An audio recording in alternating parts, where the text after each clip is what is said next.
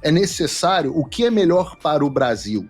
Né? O próprio Congresso Nacional, até quando o presidente Hugo Mota vai continuar refém do Alexandre de Moraes? Até quando o presidente do Senado, Davi Alcolumbre, vai continuar em conluio com o Alexandre de Moraes? Esse é o cenário que nós queremos ver até onde eles vão chegar. Talvez nós tenhamos um cenário onde todos os ministros do Supremo Tribunal Federal estejam sancionados e com as suas vidas financeiras arruinadas. Você prestou atenção que os Estados Unidos está avançando para libertar 2 ditaduras no Brasil, 2 países que foram transformados em ditadura? Venezuela e Brasil. Olá pessoal, sejam bem-vindos. O meu nome é Bruno. Se você gosta e apoia o nosso conteúdo, então deixa o seu like e inscreva-se no canal.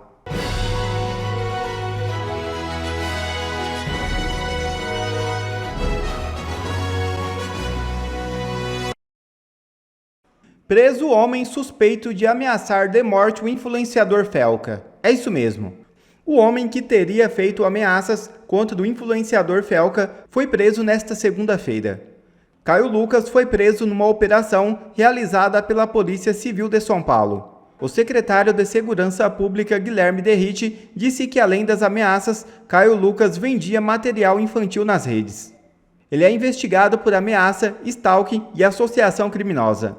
Foram cumpridos um mandado de busca e apreensão e outro de prisão temporária. A polícia realizou diligências em 2 endereços e Caio foi preso em casa. Trump quer prisão para quem queimar a bandeira dos Estados Unidos. Presidente americano assinou ordem nesta segunda-feira. É isso mesmo. O presidente dos Estados Unidos, Donald Trump, assinou uma ordem executiva que proíbe a queima da bandeira americana. A medida estipula 1 ano de prisão em caso de descumprimento. Trump emitiu o decreto nesta segunda-feira, durante uma coletiva de imprensa na Casa Branca. Abre aspas. Em todo o país, eles estão queimando bandeiras. Em todo o mundo, eles queimam a bandeira americana. Se você queimar uma bandeira, você paga 1 ano de prisão. Sem saídas antecipadas, sem nada. Você paga 1 ano de prisão. Fecha aspas, disse Donald Trump. Advogado da Trump Media questiona se Alcolumbre é refém do STF. Martim De Luca sugere que casos no STF impediram pautar pedido de impeachment de Moraes. O advogado da Trump Media da Rumble, Martim De Luca, questionou neste domingo se o presidente do Congresso Nacional, Davi Alcolumbre, é refém do Supremo Tribunal Federal, ao sugerir que processos judiciais estariam impedindo que o senador pautasse pedidos de impeachment contra o ministro Alexandre de Moraes. Abre aspas. Espere um minuto. O presidente do Senado brasileiro, que tem 2% de aprovação na pesquisa paga do seu próprio partido e que está bloqueando o impeachment de Moraes, tem processos contra ele e sua família pendentes no Supremo Tribunal Federal. Isso o torna como um refém. Que casos são esses? É difícil de acreditar. Fecha aspas. Escreveu Martim De Luca na rede social X. Em entrevista ao portal Metrópolis, o jornalista Paulo Figueiredo questiona o quanto os cúmplices de Alexandre de Moraes estão dispostos a morrer abraçado com ele. Houve ali o nome citado, inclusive, do ministro Gilmar Mendes, e o ministro Alexandre de Moraes não se preocupou com isso, não se preocupou que o nome do ministro Gilmar Mendes estivesse nas mensagens e acabou por divulgar esses prints também. Primeiro eu queria saber, existe mesmo essas conversas com ministros do Supremo e se você acredita que não está existindo uma proteção mesmo ampla ao ministro Alexandre de Moraes? Deles mesmos, né, interna, proteção interna. Vamos ver, claro que está havendo uma proteção interna, vamos ver até onde vai essa proteção interna. Vamos ver, é uma boa curiosidade, vamos ver o quão dispostos eles estão a morrerem abraçados com o Alexandre de Moraes. É o que eu brinco no meu programa a respeito de queimar a floresta inteira para pegar o bandido da Birmânia, que é uma referência a uma cena do filme do Batman Cavaleiro das Trevas. O Coringa é o bandido da Birmânia, e o Alfred diz que é necessário queimar a floresta inteira. A floresta inteira é o establishment político. Vamos ver se o establishment político está disposto a morrer abraçado com Alexandre de Moraes. Eu espero que não. Eu espero que o ministro Gilmar Mendes, eu espero que os outros ministros Barroso, os outros ministros ponham a mão na consciência e entendam, olha, algo está errado para nós termos chegado a esse ponto. É justo nós fazermos o que estamos fazendo? É necessário nós protegermos as condutas criminosas do Alexandre de Moraes? É necessário? O que é melhor para o Brasil? Né? O próprio Congresso Nacional, até quando o presidente Hugo Mota vai continuar refém do Alexandre de Moraes? Até quando o presidente do Senado, Davi Alcolumbre, vai continuar em conluio com o Alexandre de Moraes? Esse é o cenário que nós queremos ver até onde eles vão chegar. Talvez nós tenhamos um cenário onde todos os ministros do Supremo Tribunal Federal estejam sancionados e com as suas vidas financeiras arruinadas, seus escritórios dos seus familiares, que hoje têm faturamentos multimilionários que bancam um padrão de vida inconsistente com a renda deles, estejam absolutamente destruídos, seus institutos, IDP, Instituto lá de Assuntos Jurídicos, etc., também destruídos, a impossibilidade deles fazendo qualquer viagem internacional. Isso pode valer também para o presidente da Câmara, para o presidente do Senado, e o Brasil debaixo de uma tarifa gigantesca com um sistema financeiro completamente arruinado, porque os bancos vão começar a sofrer cortes de linhas de crédito num primeiro momento, e sanções e multas pesadas num segundo momento, e num terceiro momento até mesmo a desconexão do sistema financeiro internacional. Esse é o cenário para qual o Brasil está caminhando neste momento, a não ser que as instituições brasileiras respondam aos anseios da população e ao certo, ao moralmente correto a se fazer numa democracia e reestabeleçam o funcionamento da República.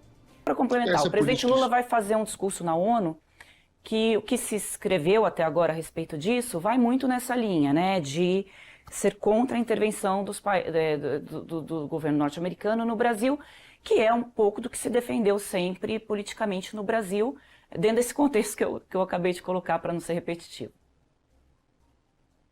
Ótimo. Então, se alguém vai e se apodera de um país e transforma o país numa ditadura, a comunidade internacional não deve fazer nada a esse respeito? Essa é a posição que a gente está defendendo aqui agora? Não, essa é uma pergunta para você. Eu não considero que o Brasil vive uma ditadura. Esse é um posicionamento... Pois é, eu considero, os americanos também consideram, e boa parte da população brasileira também considera. E o que a gente está buscando não é que os americanos passem a determinar o que acontece dentro do Brasil. Repare, nenhuma das medidas busca que os americanos tenham nenhuma influência sobre as decisões do povo brasileiro. As medidas buscam liberdade, participação ampla da população dentro da democracia. E o fato de você não achar que o Brasil vive uma ditadura é uma questão de miopia pessoal sua, a qual você tem direito. Mas um país onde você tem o maior líder político preso, você tem 61% da população com medo de se expressar, você tem jornalistas exilados, você tem deputados exilados, você tem pessoas comuns, milhares de pessoas comuns colocadas na prisão por questões banais. Então, se você não enxerga que diante de tudo isso o Brasil vive uma ditadura, tudo bem, é um direito seu. Nos critérios dos Estados Unidos, isso é uma ditadura. Ora, o Lula acha que a Venezuela não vive uma ditadura, acha que a Venezuela vive uma democracia relativa. Então, cada um tem a sua visão, né? Tem o direito da sua própria visão. Mas e vocês lutam pela discordância. Vocês lutam pela discordância, não pelo pensamento único. Até o fim que você... Ô, Paulo, eu queria só que você explicasse... tem o direito de pensar isso. Que bom. Sabe qual é a diferença? Eu queria só que você explicasse por que é uma ditadura. Vamos comparar, né, com o período que o país viveu.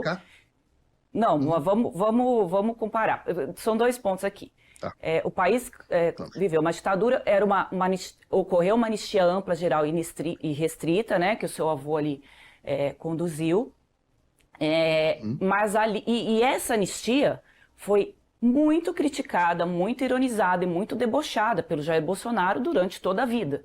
Né? O Bolsonaro sempre foi crítico a esse acordo da anistia nos discursos que ele fez. Então, utilizar esse discurso da anistia para agora, e aí só colocando um outro contexto, né? Os presos que foram anistiados foram ali condenados por juntas militares. Agora é uma condenação por um processo democrático de ministros que, inclusive, vocês, né, o governo do Jair Bolsonaro colocou 2 ministros ali. Então, eu só estou colocando o contexto, não estou aqui dando opinião de um lado para o outro, eu só estou colocando o que a gente tem de provocação. Não, eu não estou dando opinião, quero ouvir a tua opinião. Assim, eu dou com o maior prazer. Qual é a sua pergunta? Fazer contraponto não é opinar, Paulo. Vamos aqui, né, colocar aqui as coisas do ponto de vista que vocês defendem, que é da liberdade de manifestação. O meu ponto aqui Mas eu defendo que tem opinião, não tem opinião não, querida. Não, a minha pergunta tem opinião, é bom morrer pelo seu direito de manifestar a sua opinião no ar. A minha pergunta aqui é com relação à anistia. Se não é incoerente um ponto que sempre foi criticado, né, pela extrema-direita, pelo Bolsonaro, sempre foi ironizado ali, sempre fez chacota com relação aos anistiados, agora ser o mesmo instrumento que se quer utilizar nessa circunstância de um julgamento que está sendo dado por vias democráticas, que são ministros que foram indicados pelos presidentes da República, inclusive pelo Bolsonaro. Vamos lá, eu acho, eu vou morrer pelo seu direito de ter a sua opinião. A Obrigada. diferença entre a sua opinião e a minha opinião, pois é que você talvez não tenha tanto apego assim à minha opinião. Vou te explicar por quê. Eu estou há 2 anos e 9 meses com todas as minhas redes sociais bloqueadas pelo ministro Alexandre de Moraes. Eu não posso começar uma live antes de sofrer um bloqueio automático pelo YouTube no Brasil, pelo ministro Alexandre de Moraes. Todas as minhas postagens das minhas redes sociais, tinham milhões de pessoas, foram bloqueadas pelo ministro Alexandre de Moraes. E eu não sou o único. Há vários outros jornalistas que passaram por esse mesmo problema. Então é importante que a gente tenha esse apego pela liberdade de expressão, inclusive para as pessoas que discordam da gente. Eu tenho. Eu certamente vou brigar para sempre que você possa dizer suas coisas, dizer que o Brasil não é uma ditadura e a gente tem esse tipo de debate.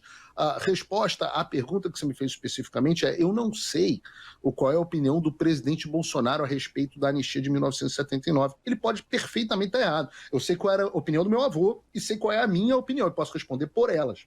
Eu acho que a anistia de 1979 pacificou o Brasil por mais de 30 anos e foi extremamente bem sucedida. Eu acho que o caminho que a sociedade civil resolveu tomar depois disso tem a ver com a autodeterminação do povo brasileiro. Mas acho que a anistia de 1979 foi extremamente bem sucedida. Agora, se você for olhar o que nós tivemos, né, de 1964 a 1985, nós tivemos aproximadamente aí quantos mortos e desaparecidos. E veja o caminho que nós estamos seguindo no Brasil hoje. Nós estamos num caminho muito pior. E eu digo a você, se eu tivesse, provavelmente, em 1968, é difícil a gente fazer esse exercício anacrônico, né? Mas se eu tivesse em 1968, pela minha visão tão forte pela liberdade, talvez eu estivesse do outro lado. Então, nós não queremos que o Brasil caminhe para essa direção. Meu avô, quando se tornou presidente em 79, um dos primeiros atos dele foi a anistia. Entregou o Brasil para os civis de forma pacífica. E esse é o grande legado da minha família. Quando você vê uma parte enorme da população brasileira pedindo SOS Forças Armadas, é uma tristeza pessoal para mim. Porque, veja, eu venho da linhagem que tirou o país da mão das Forças Armadas e devolveu o país para a mão dos civis para que as pessoas possam decidir o seu futuro. E quando as pessoas voltam e começam a pedir SOS Forças Armadas, significa o seguinte: a nação falhou. Os civis na nação falharam na sua condução. Isso é uma tristeza pessoal. Isso sim me causa constrangimento. Isso sim me causa tristeza pessoal. Então, eu, hoje, recupero e dou continuidade ao legado que eu volto a dizer, não é só do meu avô, é do meu bisavô, do meu tataravô. O legado de brigar para que o brasileiro possa determinar o seu próprio destino, mesmo que esse destino seja ruim. Se o brasileiro quiser, em 2026, eleger o Lula de novo em uma eleição livre, transparente, com participação ampla e que a população confie no sistema eleitoral, que assim seja. E eu vou sentar e vou fazer oposição como jornalista, que é uma delícia. Você prestou atenção que os Estados Unidos está avançando para libertar 2 ditaduras no Brasil, 2 países que foram transformados em ditadura? Venezuela e Brasil. Na Venezuela já está sendo um avanço mais bélico, porque ali você tem um narcoterrorismo, um ditador psicopata e que está querendo usar esse avanço dos Estados Unidos para colocar a população em torno dele. Não importa se todos morram. O importante é que ganhe político que ele pode ter em cima disso e está desesperado. No Brasil, são 2 os ditadores. É o Alexandre de Moraes e o Lula. Também um país que é uma ditadura na percepção até dos próprios brasileiros, do mundo inteiro. Todo mundo já está vendo isso, menos a Globo, tá? E os jornalismos. Só que o avanço dos Estados Unidos do Brasil é mais ameno. É um avanço pontual, indo para cima especificamente do patrimônio dos ditadores e violadores de direitos humanos e na questão econômica, na tarifa. Ambos ditadores do Brasil também estão usando isso para tentar angariar capital político e arregimentar a população em torno deles. Mas o resultado é o mesmo, é derrota e não adianta o que eles façam. A questão é o quão estas pessoas loucas estão capazes de ir para destruir o seu país? Eu vou mostrar para vocês o que o Maduro está fazendo na Venezuela e assim, é assustador. O Maduro está querendo criar um cordão de escudo humano, tentando entregar a vida de milhões de venezuelanos para tentar se safar. Aqui foi o Maduro, na semana passada, convocando a população para se alistar no exército dele.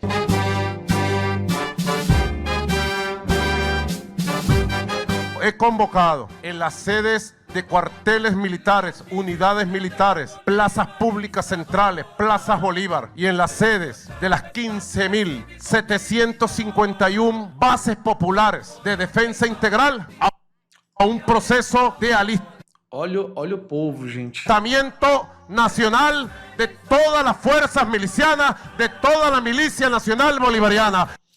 O que ele está fazendo ali? Ele está pegando toda a milícia dele, que eram os coletivos, uma espécie de MST que ele tinha lá. Ele armou esse MST há muitos anos atrás. Esse pessoal do coletivo é o pessoal que mata os manifestantes nas ruas. Ele está tentando, pedindo para que esses milicianos entrem no exército. Então é um alistamento de milicianos. Não é da população normal, não. É só de milicianos. Meu amigo, o resultado disso é assustador. Olha o povo que o Maduro quer usar para lutar contra os melhores soldados, mais treinados do mundo, com melhor equipamento, destroyer, porta-avião, caça, míssil balístico, teleguiado de alta precisão. Olha o que o Maduro vai fazer com a população do país dele. Olha o povo.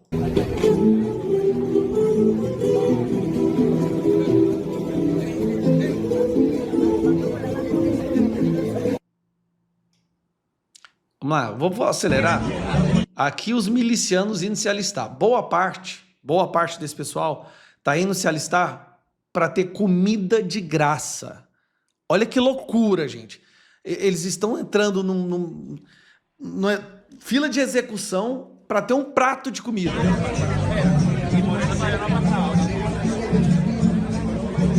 Nicolás Maduro has called for the deployment of 4.5 million. Friday, he hit out part of an effort to curb drug trafficking, but Maduro has branded it an illegal. Jean-Claude Van Damme. Esse cidadão aqui, meu Deus do céu. Esse cidadão aqui é irmão do Hugo Chávez. Ele é o prefeito, parece, de uma cidade. Olha o que esse cara... Olha a manifestação dele de como combater os Yankees, os imperialistas. Ganar. Ele foi para a praça pública para treinar a população. Meu Deus. Ou morir.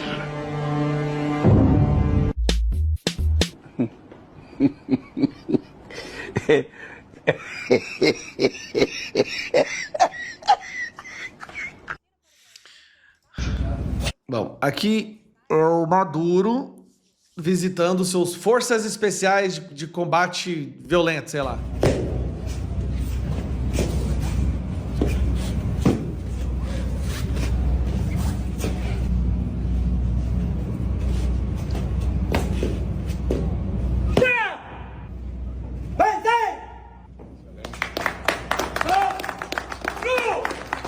Vocês ficam assustados com um negócio desse? Todas essas pessoas ele vai usar como escudo humano. Ele vai fazer com a população do seu país o que o Hamas faz com a população de Gaza para se safar. É o que o Lula e o Moraes estão fazendo com a economia do Brasil também para tentar se safar. Mas vamos lá. Não, gente, olha isso aqui. Meu Deus.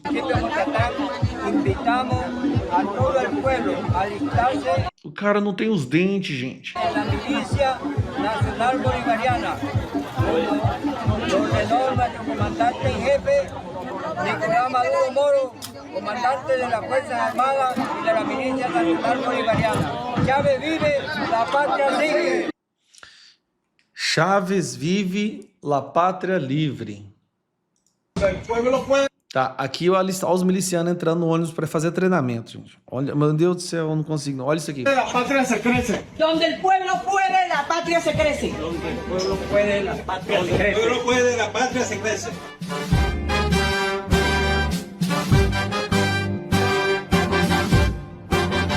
La milicia de Bolívar y Zamora. Cuando el pueblo puede, la patria se crece.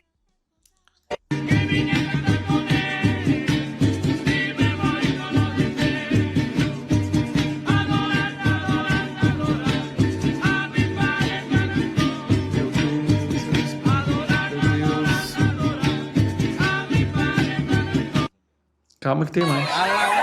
Mais treinamento dos milicianos do Maduro contra o exército americano.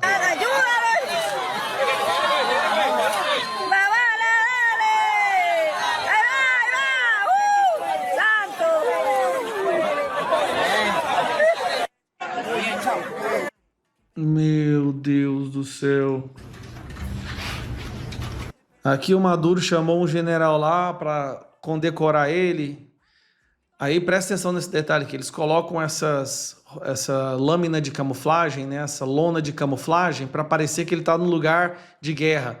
Ele está dentro do palácio dele, dentro de um bunkerzinho, olha só. Olha o tapete, olha aqui, a porta de vidro. Comandante en jefe, buenas tardes, permiso para pasar. Adelante, embajador.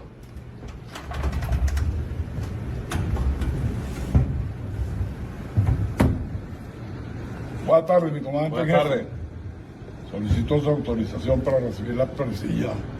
Cara, isso é sacanagem demais o que ele tá fazendo com esse povo. Assim, é surreal o ponto que ele é capaz de ir para destruir o seu país. Tá, e por que eu tô mostrando isso? Primeiro porque realmente, gente, é um cara louco que vai matar milhões de pessoas do seu país para se manter no poder. Não é muito diferente o que o Lula e o Moraes estão fazendo com o Brasil. E o STF, em parte, né, Flávio Dino, a forma como eles estão querendo enfrentar o que está vindo, achando que há alguma chance de vitória, colocando em risco a economia brasileira, é a mesma coisa. A sorte nossa é que não foi considerado o STF, o Lula e o PT como uma facção de narcoterrorismo ou traficante, porque se fosse, o Lula e o Moraes e o STF estariam fazendo exatamente a mesma coisa. É surreal.